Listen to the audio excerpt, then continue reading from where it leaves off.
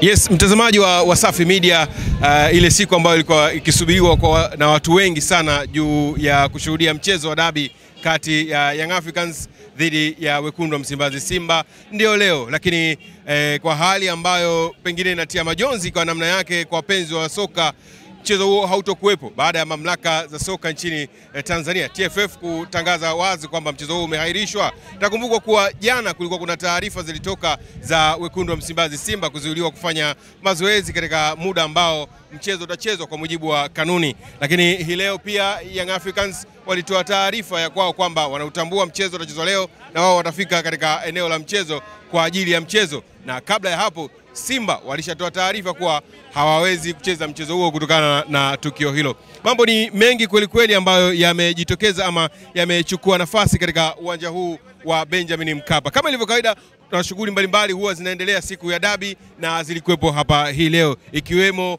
wauza vyakula na mambo mengineyo ambao walikuwa wamejipanga kufanya biashara kutokana na fursa ya uwepo wa dabi. Utaratibu wa mchezo ulikuwa unafuatwa kama ilivyo kawaida mpaka muda huu wa mchana, kwa maana kwamba ulinzi ulikuwepo na mambo mbalimbali ambayo yalikuwa yanahusisha mchezo yalikuwa yakizingatiwa, ikiwemo mambo ya usalama, gate pass, magari yalizuiliwa, kuna barabara ziliblokiwa kwa ajili ya maandalizi ya mchezo husika. Lakini mamlaka zimeshatoa taarifa kwamba mchezo huo hautakuwepo, lakini sitakusogezea matukio ambayo yanajitokeza nje ya uwanja wa Benjamin Mkapa. Hisia za mashabiki baada ya mchezo kuahirishwa, wao wamepokeaje?